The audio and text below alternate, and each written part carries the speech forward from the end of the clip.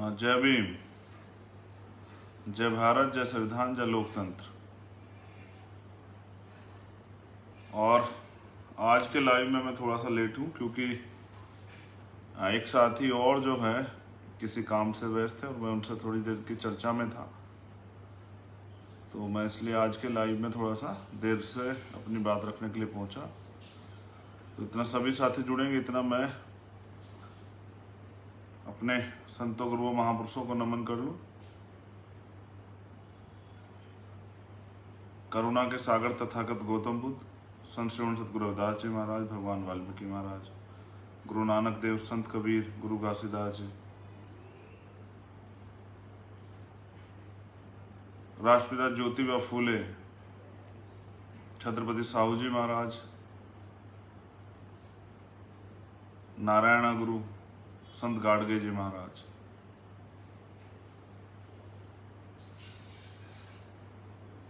पेरियर रामास्वामी नायकर, पेरे लल्ले यादव, बाबू जगदेव प्रसाद कुशवाहा, जननायक कपूरी ठाकुर, शहीद उधम सिंह, शहीद भगत सिंह, शहीद करतार सिंह सराभा, महाराजा बिजली फांसी, एपीजे अब्दुल कलाम साहब। आप तमाम महापुरुषों को नमन करने के बाद नमन माँ रमाबाई को और नमन माँ सावित्रीबाई फूले को, नमन माँ फातिमा शेख को और विश्व रत्न डॉक्टर बाबा साहब भीमराव अंबेडकर जी को नमन। नमन मान्यवर दीनामाना वाल्मीकि साहब को और नमन मान्यवर साहब श्री काशीराम को। आज का जो लाइव है ये इसलिए क्योंकि हम भारतीय संविधान को मानने वाले लोग हैं और हम लोग बहुजन की बात करते हैं, भाईचारे की बात करते हैं। तो बहुजन कहने से नहीं चलेगा, भाईचारा जो है वो सिर्फ जबान पे नहीं होना चाहिए, वो काम में भी होना चाहिए, वो जमीन पे भी दिखना चाहिए। दलित कहने से नहीं होता, दलितों की जो सब जातियां उनको साथ लेके चलना पड़ता है। ऐसे ही पिछड़े वर्ग की जो जितनी जातियां उनको साथ लेके चलने की बात करनी पड़ेगी, उनको उनकी हिस्सेदारी, जिसकी इतनी संख्या बढ़ी उतनी उसकी हिस्सेदारी करनी पड़ेगी। माइनॉरिटी को, मुसलमान को, सिख को, आदिवासी को, बुद्धिस्ट को, जैन को, पारसी को, सबको साथ लेके चलना पड़ेगा, उनके मुद्दों पे बात करनी पड़ेगी। लास्ट टाइम जो 2-3 आंदोलन हुए मैं उनको भी धन्यवाद करता हूँ। फिर मैं अपनी बात की शुरुआत करूँगा। हम लोग बहुजन साइकिल यात्रा उत्तर प्रदेश में चला रहे हैं। मैं खुद सहारनपुर, मुजफ्फरनगर, बिजनौर, मुरादाबाद, मेरठ, बुलंदशहर, आगरा, अलीगढ़, इटावा और गाजियाबाद में शामिल हो चुका हूँ और हम लोग पूर्वांचल की तरफ रुख करेंगे। आने वाले दिनों में हम लोग अम्बेडकर नगर, आजमगढ़, लखनऊ और किसी आसपास के जनपद में भी साइकिल यात्रा में शामिल होंगे। सभी जगह कार्यकर्ताओं ने बहुत मेहनत की है। कल गाजियाबाद में कार्यकर्ताओं ने बहुत मेहनत की थी, नेताओं ने, हमारे पदाधिकारी, मैं आप सबका धन्यवाद करता हूं। और जो कार्यकर्ता पूरे प्रदेश में, उत्तराखंड में भी साइकिल यात्रा चला रही उत्तराखंड की टीम, मैं वहां की भीम आर्मी और आजाद समाज पार्टी की टीम का धन्यवाद करता हूँ। लेकिन उत्तर प्रदेश में जो कार्यकर्ता हम लोग देख रहे हैं कि सुबह शाम दिन रात, बारिश, आंधी, धूप, इस समय में संघर्ष कर रहा है, उससे स्पष्ट होता है कि वो पार्टी का सबसे समर्पित, वफादार और बहुजन मूवमेंट का, हमारे महापुरुषों के आंदोलन को आगे बढ़ाने के प्रति सबसे ज़्यादा सचेत और समर्पित है। मैं ऐसे सभी कार्यकर्ताओं का धन्यवाद करता हूँ। और किसी भी संगठन, पार्टी की जो रीढ़ होती है वो कार्यकर्ता होता है। मैं दोबारा से एक बार पुनः धन्यवाद के साथ आज का जो इश्यू है मैंने डाला था, मैं उस पर अपनी बात रखूंगा। और मुझे आशा विश्वास है कि आप इस बात को समझेंगे, क्योंकि मेरे पास एक प्लेटफार्म है और लाखों लोग हमारे साथ जुड़े हुए हैं। तो मैं ये बात इसलिए रखना चाहता हूँ क्योंकि हमारे लोगों को पता लगना चाहिए कि हो क्या रहा है। और समाज इसीलिए चेहरा बनाता है कि वो समाज से जुड़ी परेशानियों को, बातों को जान सके और हमारी एक कार्यकर्ता होने के नाते, बहुजन मिशन का एक मुसाफिर होने के नाते, एक सहकर्मी होने के नाते अपने महापुरुषों, गुरुओं, संतों के आंदोलन के का मेरी जिम्मेदारी ये बनती है कि मैं वो सारी जानकारी आप लोगों के बीच तक रखूं, और वो सारी जानकारियां जो है, जो देश के अंदर चल रही है या कहीं भी जो परेशानी क्रिएट कर रही है, जो तमाम तरह से आने वाले कल में डाका डालने का जो प्रयास सरकार द्वारा किया जा रहा है, उस पर अपनी बात को रखना बहुत जरूरी। तो मैं सबसे पहले शुरुआत करूंगा नीट से। ये बेसिकली ये मैं प्रोफेसर नहीं हूं, मैं एक सामाजिक कार्यकर्ता हूं और एक आज अब कुछ समय से अपने लोगों के हाथ में सत्ता लाने के लिए राजनीतिक काम भी थोड़ा सा कर रहा हूं। लेकिन मैं इसलिए रख रहा हूं क्योंकि प्रोफेसर तो जो रख रहे हैं ठीक है, जो आम आदमी तक जानकारी, जो पढ़े लिखे लोग हैं, लेकिन रूट लेवल पे जानकारी नहीं है। तो हमारा जो सोशल मीडिया है वो रूट लेवल तक है, तो रूट लेवल पे जो लोग हैं उनको जानकारी मिल जाए, इसलिए मैं इस पर अपनी बात रख रहा हूँ। और जो मैंने मुझे भेजा गया है साथियों के द्वारा कि इस पर आपको अपनी बात रखनी चाहिए, तो मैं इसीलिए तैयार हूँ कि उनकी बात को आप लोगों के बीच में रख सकूँ।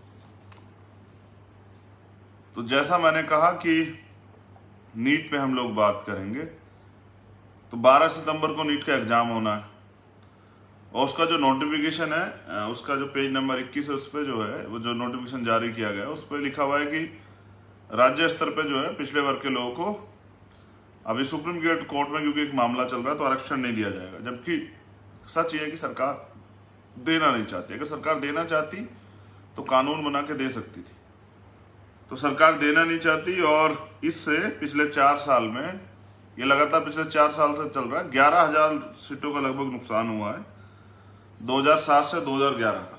2017 से 2021 तक लगभग 11,000 डॉक्टर्स नहीं बन पाए। और कोरोना काल में कितने डॉक्टर्स की आपको पता है अहमियत थी। लेकिन मैं अब सब चीज़ों पे आपका ध्यान आकर्षित करूंगा। मैं यहाँ क्योंकि देश के अंदर कास्टिज्म, भेदभाव है, ये सब लोगों के लिए है कि जो अपने आप को तथाकथित ऊंची जाति के लोग बोलते हैं, वो तो नीची जाति जिनको बोलते हैं, जबकि इंसान की कोई जाति नहीं होती है। इंसान तो उसका खून एक जैसा होता है, उसके जो है ब्लड ग्रुप AB पॉजिटिव, और वो इस तरह से डिफरेंस हो सकता है, लेकिन वो चमड़ी का बना हुआ होता है। और हर इंसान के 2 आंख, 1 नाक, 1 मुंह, 2 कान, 1 धड़, इस तरह से ही होता है। मतलब हाथ में, अगर हाथ में 5 उंगली और ये सब चीजें होती है, अगर किसी को इससे ज्यादा हो जाए तो लोग उसको जो है अच्छा नहीं समझते, लोग उसको से दूरी बना के रखना चाहते हैं। ये कटु सत्य आप चेक कर लीजिएगा। अगर किसी आदमी के 4 आंख हो जाए तो मुझे नहीं लगता कोई साथी जो है उससे दोस्ती करेगा। तो ये एक फैक्ट बात है। तो इसलिए मैं कह रहा हूँ क्योंकि यहाँ कास्टिज्म में भेदभाव है, उस भेदभाव की वजह से आज भी तमाम तरह की चीज़ें जो हैं, सोचिए कि जो आपका, मैं बार बार कहता हूँ, जो आपके हाथ का छुआ पानी नहीं पी सकते, वो किस तरह से आपके परेशानियों में आपके साथ खड़े हो सकते हैं। ये देश ने देखा है पहले भी, और कास्टिज्म खत्म नहीं हुआ है। लोग कहते रहे, लोग इसलिए कहते हैं क्योंकि वो साबित करना चाहते हैं कि खत्म हो गया। गांव देहात लेवल पे आप जाओगे तो आपको पता लग जाएगा, आज भी तमाम तरह की परेशानियां जो है गांव स्तर पे देखी जाती है। क्योंकि वहाँ इसलिए भी देखी जाती है क्योंकि वहाँ एजुकेशन लेवल कम, और अभी जो 2 चाइल्ड पॉलिसी आई उसमें भी एजुकेशन का एक बड़ा मामला है। अगर आप देश के नेताओं ने एजुकेशन पे काम किया होता, हेल्थ पे काम किया होता, तो जो समाज पढ़ लिख चुका है, जागरूक हो चुका है, वो क्या करता है, वो अपने आप ही पॉपुलेशन को कंट्रोल रखता है। पढ़ा लिखा मुस्लिम, उसके यहाँ भी 2 बच्चे हैं, पढ़ा लिखा जो दलित है उसके यहाँ भी 2-3 बच्चे हैं, पढ़ा लिखा जो OBC का उसके यहाँ भी 2-3 बच्चे हैं। लेकिन ये जो यहाँ जो एजुकेशन के साथ जो है ना, ये इसको तमाम मैं बता दूंगा कि ये सब चीज़ें क्यों की गई। जब मैं अपनी बात रखूंगा तो बताऊंगा कि सारा खेल क्या है। तो एक मामला है 69,000 शिक्षकों का, जिसमें आरक्षण नियमों का घोर उल्लंघन हुआ। ये उत्तर प्रदेश का मामला है। बहुत लंबे समय से अभ्यर्थी जो है जून से ही आंदोलन कर रहे हैं, लाठियाँ खा रहे हैं और तमाम तरह परेशानियां झेल रहे हैं। मैंने कई बार ट्वीट किया, मैंने सारे न्यूज चैनल पे किया, लेकिन कोई डिबेट नहीं हो रही है।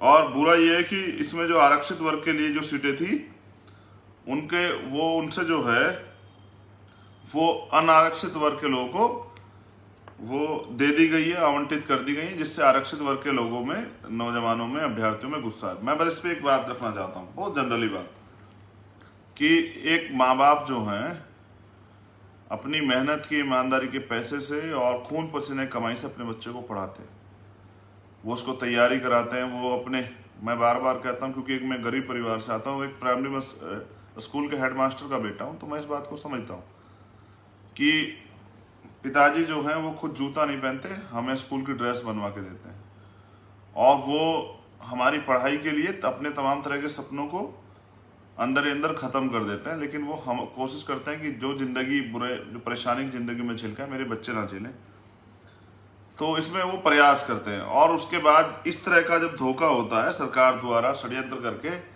इस तरह का जब धोखा किया जाता है, मेरे पास तो एक डाटा भेजा गया, वो डाटा बड़ा कठिन, लेकिन मैं बिना तथ्यों की बात नहीं करता। तो लगभग इसमें ये बताया गया कि 5,844 सीटें, यानी कि 5,844 परिवारों के साथ धोखा हुआ है। लेकिन ये भी आप समझिए कि जिस परिवार से एक व्यक्ति सरकारी नौकरी पर जाता है, तो वो अपने परिवार को, उसकी 2-3 पीढ़ियां जो है तैयार हो जाती हैं, क्योंकि वो इतनी आर्थिक रिसोर्सेज उसको मिल जाते हैं, इतना समय उसको मिल जाता है कि वो अपने बच्चों को अच्छा पढ़ा पाता है। और जब उनके बच्चे पढ़ के, जैसे एक आदमी पढ़ के टीचर बना, अध्यापक बना, तो वो अपने बच्चों को पढ़ाएगा तो उनमें से कोई डॉक्टर बनेगा, कोई इंजीनियर बनेगा, कोई वकील बनेगा। तो यानी कि दूसरी पीढ़ी तैयार होगी, और जब वो इस पीढ़ी में जाएंगे तो उनके आर्थिक रिसोर्सेज ज़्यादा होंगे, तो वो तीसरी पीढ़ी को तैयार कर देंगे। तो इस तरह से एक सरकारी नौकरी कई परिवार सुधरते हैं। सर, ये सारा क्या खेल है, इस पर मैं बस लास्ट टाइम पे बात करूँगा। अब आती है बात जातिगत जनगणना की, जो तीसरा सबसे बड़ा इशू था। तो जातिगत जनगणना पे मेरे पास एक साथी ने एक रिपोर्ट भेजी थी, मैं वो रख दूंगा। लेकिन जातिगत जनगणना एक बड़ा मामला है, और इसमें इसका लगातार जो है ना प्रयास भी होता रहा कि जातिगत जनगणना हो, लेकिन हुई नहीं है। जातिगत जनगणना जो है हुई नहीं है काफ़ी लंबे समय से, और हमेशा सभी सरकारों ने उसको टाला है। और मैं इस पे एक रिपोर्ट मेरे पास थी, अगर मेरा मन तो इसको पढ़ के सुनाने का, लेकिन ये पढ़ के सुनाने से अच्छा मैं इसको ज़रा सा बस डिफाइन कर देता हूँ आपके सामने, हल्के शब्दों में रख देता हूँ कि आपको जानकारी हो जाए। देखिए, जातिगत जनगणना बेसिकली क्या है ना, सोचिए कि एक परिवार में 5 लोग हैं, तो अगर किसी सामान की खरीदारी उनके लिए हो या कोई सामान बांटा जाए, तो वो बराबर बराबर इसमें तब बटेगा जब हम पे जानकारी होगी कितने लोग हैं। मैं दोबारा से इसको करता हूँ। एक परिवार में कुछ चीज़ों को बांटना है, उनके लिए कुछ तैयार करना है। जैसे सोचिए कि कमरे बनाने हैं, तो कमरे कैसे बनेंगे कि जितनी उनकी संख्या भी उसी आधार पर बनेंगे। लेकिन बुरी बात यह है कि आज तक भी जब भी ओबीसी की जनगणना की, SC/ST की होती है, और हमें पता है कि हमारी आबादी बढ़ रही है लगातार, लेकिन हमारे जो राइट्स जो हैं, आरक्षण और तमाम चीज़ें, उसमें कोई जो है बढ़ोतरी नहीं की गई है। लंबे समय चला रहा है, हम लोग मांग कर रहे हैं। तो जातिवार जनगणना बहुत जरूरी है, क्योंकि अगर जातिवार जनगणना होगी तो कौन सी जाति की कितनी संख्या है जानकारी होगी, और जब ये जानकारी होगी तो मुझे लगता है कि उनको ये एहसास होगा कि वास्तविकता में भारत में उनकी स्थिति क्या है, उस सोसाइटी की स्थिति क्या है, उन्होंने क्या अब तक के इस लोकतंत्र में उनको क्या मिला है। और वो बुनियादी रूप से, जैसे आरक्षण का जो प्रावधान है, वो शैक्षिक बैकवर्डनेस, और वो जो शैक्षिक बैकवर्डनेस के आधार पर, और जो प्रतिनिधित्व का आधार है कि भाई की संख्या कितनी है, किस प्रोफेशन में कितनी संख्या, उसके आधार पे आरक्षण है। तो आरक्षण की पॉलिसी को भी ये बड़ा इफेक्टेड करता है जातिवार जनगणना। अब जैसे एक षड्यंत्र द्वारा बना के जो है ना, वो तथाकथित ऊंची जाति के लोगों ने ये बनाया हुआ है कि भाई दलितों का अधिकार ये जाति के लोग खा गए आरक्षण, पिछड़ों का अधिकार इस जाति के लोग खा गए। सच ये है कि अगर वास्तविकता में जातिगत जनगणना हो, जातिवार जनगणना हो, और किस जाति के पे क्या क्या रिसोर्सेज ये पता लगे, तो आपको पता लगेगा कि 90% लोग जो हैं इस देश में किसी तरह अपने जीवन को जी रहे हैं। उनमें भी बड़ी जनसंख्या एक ऐसी है जो रोटी, कपड़े, मकान तक के लिए मोहताज है, सारी सुविधाओं तक के लिए मोहताज है। वो हॉस्पिटल नहीं जा पाती क्योंकि पैसे नहीं, इसलिए घर मर जाते हैं, वो लोग सड़क पे मर जाते हैं, ठीक है। वो खाने भूख के कारण मर जाते हैं, वो और तमाम तरह की परेशानियों से मर जाते हैं। हाँ, बहुत बुरी चीज़ें हैं, मैं उस पर डिस्कस लगातार करता रहता हूँ अपने भाषणों में, लेकिन ये भाषण मैं आपको एक रिपोर्ट पढ़ के सुनाई देता हूँ। 2011 में भारत में जाति जनगणना कराने के लिए भारत जो है 2011 में जातिगत जनगणना कराने के लिए बहुत करीब पहुंच गया था। लोकसभा में इस बात पर आम सहमति बनती दिखी कि जाति जनगणना कराई जाए, लेकिन मनमोहन सिंह सरकार के कुछ मंत्रियों, जिनमें प्रणब मुखर्जी, नाम याद रखें, और पी चिदम्बरम प्रमुख थे, जो कुछ प्रभावशाली नौकरशाहों ने तकनीकी पेंच फंसाकर कि इससे जनगणना की सूचिता प्रभावित होगी, 2011 में जनगणना में जाति की गिनती नहीं होने दी और मीडिया ने भी जातिगत जनगणना खिलाफ माहौल बनाया। और देखिए, मैं फिर कह रहा हूं, बहुजन यूट्यूब्स बहुत अच्छा काम करते हैं। हमारी जो छोटे छोटे जो लोग लगे हैं, थोड़े से कहीं फिट हुए हैं न्यूज चैनल्स में, वो अपना काम करते रहते हैं। कई बार हमें काशीराम साहब की इस बात को समझना चाहिए कि मनी माफिया मीडिया इनसे सावधान रहना चाहिए। आगे आप सुनिए। 2011 में भारत में एक अलग किस्म की जनगणना शुरू हुई। इसको socio economic and caste census कहा गया। ये जनगणना 29 जून 2011 में शुरू हुई। बहुत करीब से सुनिए, ये जनगणना 29 जून 2011 में शुरू हुई। केंद्र सरकार की घोषणा और योजना के मुताबिक इसे दिसंबर 2011 में पूरा हो जाना था। इसकी ये 29 जून में स्टार्ट हुई 2011 में, और इसको लगभग जो है 2011 में दिसंबर में इसको पूरा हो जाना था। जाति जनगणना यूपीए 2 के समय, जो कांग्रेस की गवर्नमेंट थी उस समय, जो कांग्रेस की संयुक्त गवर्नमेंट थी, जो जिसमें और लोगों का समर्थन भी था, शुरू हुई, और एनडीए सरकार के समय में यानी 31 मार्च 2016 को खत्म हुई। टाइम पीरियड देखे तो 3 साल जातिगत जनगणना कांग्रेस की गवर्नमेंट में चली, और 2 साल का समय, उसके बाद 2 साल का समय एनडीए गवर्नमेंट में इसको खर्च हुआ। यानी कि जो काम 6-7 महीने में होना था, वो लगभग 11 से 16, लगभग 5-5.5 साल उसमें लगे। इस जनगणना के फील्ड सर्वे के नतीजे चौंकाने वाले थे। इसमें 46 लाख जातियां, उपजाति और गोत्र की जानकारी सामने आई। केंद्रीय कैबिनेट ने 16 जुलाई 2015 को अपनी बैठक में इन आंकड़ों को समेटने के लिए नीति आयोग के उस समय के उपाध्यक्ष अरविंद पनगड़िया के नेतृत्व में एक एक्सपर्ट ग्रुप का गठन किया। जाति जनगणना 2011 की कहानी यहीं रुक जाती है। इस ग्रुप की एक भी बैठक नहीं हुई। इस गिनती के आंकड़े आज तक नहीं आए, जबकि सरकार इस जनगणना का काम बंद कर चुकी है। जानकारी दी गई कि इस पर 4,893 करोड़ रुपए खर्च हुए। बहुत अहम जानकारी, 4,893 करोड़ रुपए खर्च हुए इस जातिगत जनगणना पे, लेकिन ये जनगणना बंद कर दी गई और आज तक इसके आंकड़े सार्वजनिक नहीं किए। आप समझते हैं 4,893 करोड़ रुपए कितने लगभग करोड़ रुपए होते हैं? लगभग 5,000 करोड़ रुपए। इतनी बड़ी अमाउंट किसी काम पे खर्च की जाए, उसका कोई निष्कर्ष ना निकले। यानी कि करने वालों के, जो लोग इसको काम को करा रहे हैं, उनकी नीयत नहीं है करने की, चाहे वो कांग्रेस के लोग रहे हो और चाहे वो बीजेपी के लोग रहे, दोनों सरकारों में, क्योंकि दोनों सरकारों में आरएसएस के लोग बैठे हैं। ये आप बेहतर जानते हैं कि ये कौन लोग हैं और ये क्यों नहीं चाहते। सवाल उठता है कि अब जबकि जनगणना में जाति के आंकड़े जुटाने की महत्ता और बढ़ गया है, तो केंद्र सरकार 2021 में जनगणना में जाति आंकड़े जुटाएगी। अब तक आई खबरों के मुताबिक सरकार का ऐसा कोई इरादा नहीं है। अगर ये हुआ तो भारत के लिए एक बड़ी त्रासदी हुई, क्योंकि जाति आधारित नीतियां तो बनेगी, लेकिन जाति के आंकड़े और तथ्य के बगैर। अब रिपोर्ट के जो साथी हैं, उनका कहना यह है कि तमाम जातियों के लिए, तमाम वर्गों के लिए नीतियां बनती है, लेकिन उनकी संख्या को जाने बगैर। यानी कि सोचे किसी वर्ग की संख्या 50 और हमने नीतियां बना दी हैं। हमने नीतियां बनाई हैं 100 लोगों के लिए, यानी कि एक्स्ट्रा जो है वो कर दिया है, एक्स्ट्रा खर्च किया है, तो ये भी बेवकूफ़ी। और हमने अगर 20 लोगों के समझ के बना दी है, तो ये भी बेवकूफ़ी। जिसमें हमने लगभग 5,000 करोड़ रुपए खर्च किए, तो उसका जातिगत आंकड़ा क्यों नहीं आपने पेश किया? यानी कि कहीं कुछ षड्यंत्र जो है, षड्यंत्र लंबे समय चला रहा है। आइए हम इस पर बेसिकली बात करते हैं कि ये है क्या। अब आप मेरी भाषा में इसको समझिए। ये तो था पूरा जो है एक जानकारी। अब इसको मेरी भाषा में समझिए। माननीय काशीराम साहब आंदोलन जो चलाते थे, बाबा साहब अम्बेडकर ने भी कहा कि संविधान को इसके बनने के बाद, ये बाबा साहब अम्बेडकर का स्टेटमेंट, कि अगर संविधान पूर्ण रूप से लागू हुआ तो सामाजिक गैर बराबरी तो दूर हो जाएगी, लेकिन आर्थिक सशक्तिकरण, जब तक इस देश में आर्थिक सशक्तिकरण नहीं होगा, तब तक जो है गैर बराबरी दूर नहीं होगी। एक आदमी बहुत पैसे वाला, वो आदमी इतना पैसे वाला कि वो किसी भी गरीब को खरीद सकता है। एक आदमी इतना गरीब है कि वो रोटी के लिए भी अपने आप को बेच सकता है। मैंने एक स्टेटमेंट पढ़ा था, बहुत कड़वा है। एक माँ ने 20 रुपए में अपनी बेटी को बेच दिया। हाँ, मैं इसलिए आपसे कह रहा हूँ कि आपको जानकारी होनी चाहिए, यही इसी देश का है। अभी कुछ दिन पहला तो किसी पत्रकार ने उनसे पूछा कि माँ ही, मतलब उन्होंने कहा वो मैंने तो मैं हमेशा एक मेरे अंदर से एक फीलिंग, क्योंकि हमारे महापुरुषों ने सिखाया माताओं बहनों को सम्मान करना। अक्सर मैं डांट भी देता हूँ रैलियों में इस बात पे, बहनों को लेकर सतर्क रहता हूँ थोड़ा सा, तो मैं इसलिए मैंने माई कहा। तो एक पत्रकार ने उनसे पूछा कि आपने उसको क्यों बेच दिया, जबकि आपको पता है कि 20 रुपये एक छोटी रकम है और उसके बाद उस बच्ची को क्या क्या सहना पड़ेगा।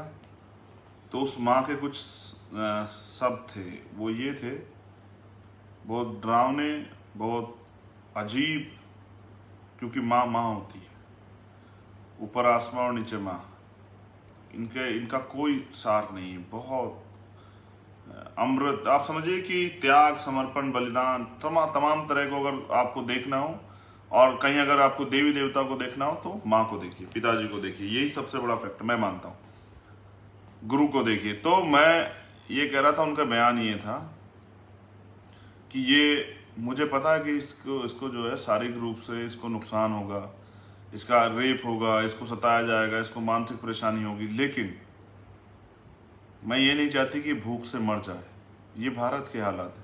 और अभी चित्रकूट में एक आज तक की एक महिला जर्नलिस्ट ने एक स्टोरी की थी जो लॉकडाउन के समय की थी, जहां बच्चियां जाती थी चित्रकूट टाइप, एक चित्रकूट में एक जगह पे काम करने के लिए, खाद्यान्न या कुछ इस तरह की जगह है वो, और वहाँ वो लोग जो हैं वो काम नहीं कराते थे, वहाँ वो उनका शारीरिक शोषण करते थे। और वो उसके बच्ची के स्टेटमेंट है ये, उसने खुद कहा है कि वो पैसे देते थे कि कल को ये खरीद के लाना, ये खुशबू और ये पाउडर और ये लिपस्टिक विस्टिक लगा के लाना। फिर उसकी माँ का भी बयान उसने रिकॉर्ड किया, तो वो माँ ये कहती है, बहुत कड़वा, अजीब सा, डरावना, कि पेट कहाँ से पालेंगे, रोटी तो खानी है। तो पत्रकार ने पूछा कि और तो आपको पता है कि बच्चों के साथ क्या होता है, तो कहा कि क्या करें, पेट की आग तो बुझानी है। तो ये भारत में आज भी है। तो काशीराम साहब इसको दूसरे तरीके से कहते हैं कि सामाजिक परिवर्तन, आर्थिक मुक्ति का आंदोलन हम लोग चला रहे हैं। सामाजिक परिवर्तन, भारतीय कॉन्स्टिट्यूशन को अगर पूर्ण रूप से लागू करोगे तो आ जाएगा, जो सामाजिक गैर बराबरी, उसके विरुद्ध वो आंदोलन है। और ये सत्ता आने पे, क्योंकि जो सरकारें भी बैठी वो तो नहीं करेंगी। जैसे प्रमोशन रिजर्वेशन का मामला है, सुप्रीम कोर्ट ने कहा कि सरकार करेगी। जैसे कमेटी बनी थी इस पे, नीट पे, तो उसमें ये आया था कि भाई सरकार को करना था, का जो कमेटी बनी थी उसको रिपोर्ट दे कराना था, लेकिन सरकार को सुप्रीम कोर्ट लेगी। मैं वापस यहीं आता हूँ, जैसे प्रमोशन में रिजर्वेशन पे सुप्रीम कोर्ट ने कहा कि देना चाहिए, सरकार दे सकती, लेकिन किसी सरकार ने नहीं दिया आज तक।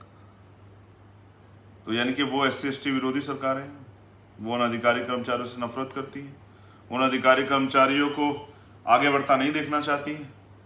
हाँ, ये बिल्कुल सत्य है कि जाति व्यवस्था की वजह से। दूसरा, क्योंकि हमारी तो नहीं है सरकारें।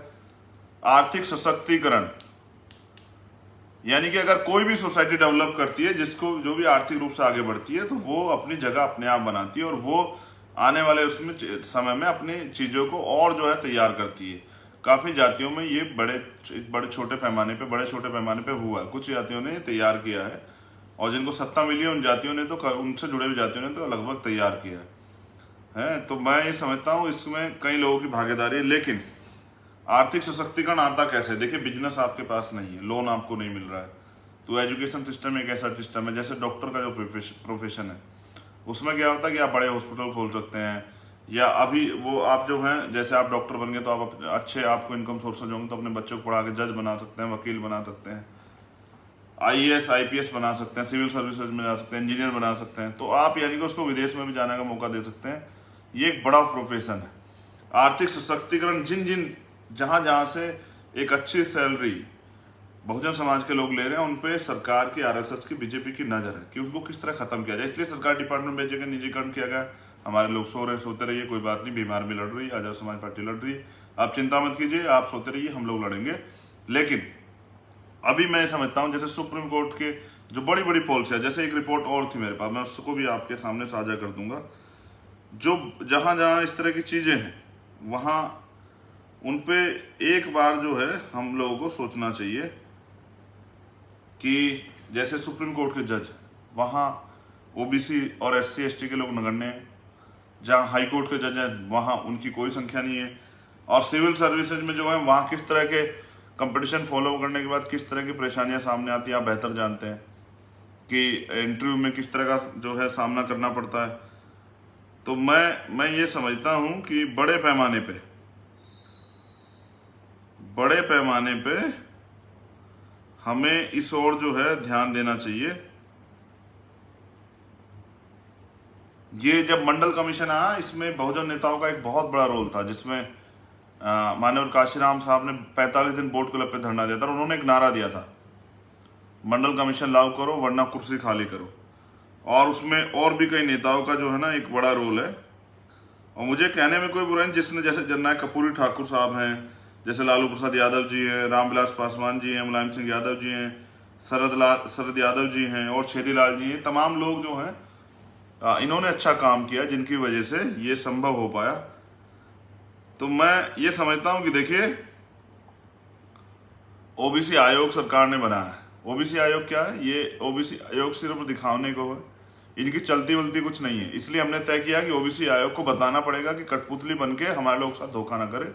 इसलिए कल हमारी जो टीम है दिल्ली की, हिमांशु वाल्मीकि जी के नेतृत्व में, महेश पहवाल जी के नेतृत्व में, राकेश कसाणा जी के नेतृत्व में, वो केडी सिद्दीकी जी के नेतृत्व में वो घिराव करेगी नीट के मुद्दे पे ओबीसी आयोग का, और उसको तालाबंदी करेगी कल सुबह। तो वो हम तैयारी कर चुके हैं। हम सिर्फ बहुजन कहते नहीं, करके दिखाते हैं। बेसिकली लोगों का काम होता है कि वो ट्विटर पे उस पर करते हैं और हम लोग जमीन पे काम करते हैं। तो जिसकी जहाँ जरूरत है, जहाँ सुई से काम चलता है वहाँ सुई चलाते हैं, और जहाँ तलवार की जरूरत है वहाँ तलवार को धार देते हैं। तो जैसे अभी मैं जिक्र, केंद्रीय विश्वविद्यालयों में ओबीसी प्रोफेसर नगण्य हैं, विभागाध्यक्ष नहीं है, डीन कुलपति के पद पे ओबीसी नहीं है। मैं आज ओबीसी की बात कर रहा हूँ। देश की थल सेना, वायु सेना, जल सेना के प्रमुख पदों पे ओबीसी नहीं है। देश के बड़े मेडिकल कॉलेज में डायरेक्टर पद पे ओबीसी नहीं है। देश के 78 प्रमुख सचिवालयों में एक भी ओबीसी सचिव नहीं है। प्रधानमंत्री कार्यालय में डायरेक्टर के पद पर कोई ओबीसी नहीं है। देश के बड़े और प्रमुख मंत्रालयों में नगण्य ओबीसी प्रोफेसर, और राष्ट्रपति सचिवालय में ओबीसी कोई सचिव कार्यरत नहीं है। ये मेरे एक साथी ने भेजी।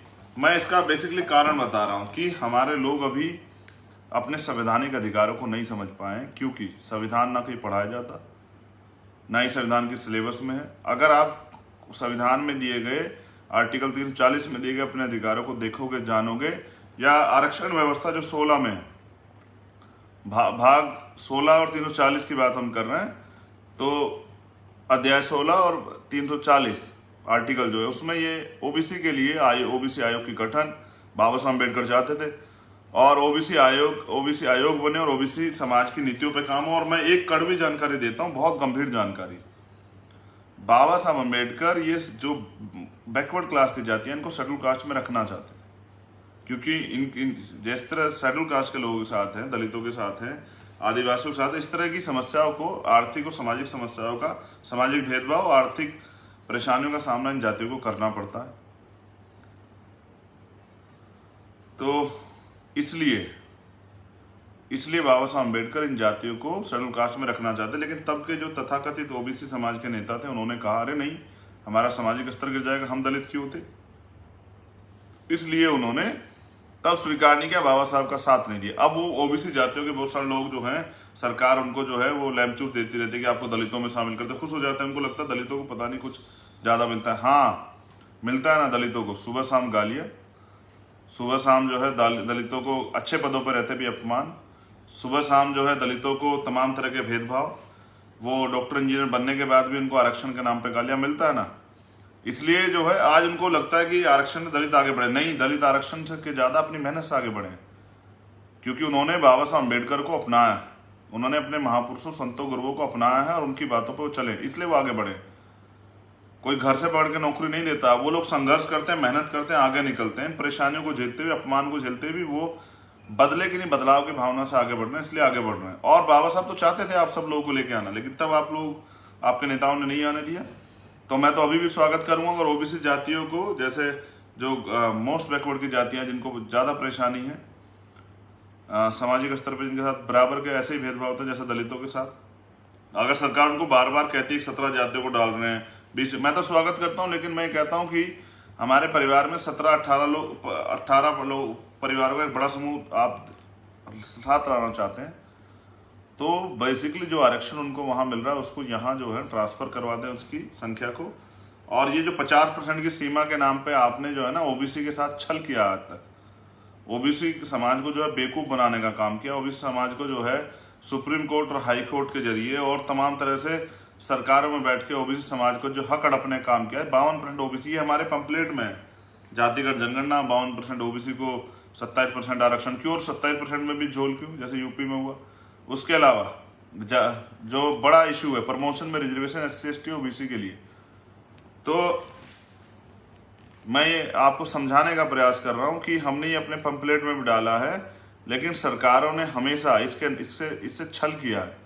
जब 10% आर्थिक आधार पर आरक्षण 48 घंटे के अंदर लागू हो जाता है EVS के लिए, मुझे उनसे कोई परेशानी नहीं है, ठीक है, अगर उनको कोई समस्या है तो उनकी दूर कीजिए। तो ओबीसी को व्यवस्था के नाम पे 27% आरक्षण क्यों, 52% आबादी और गिनती कराओगे तो 52% ज्यादा होगी, तो उनको उतना ही अधिक आरक्षण क्यों नहीं देते।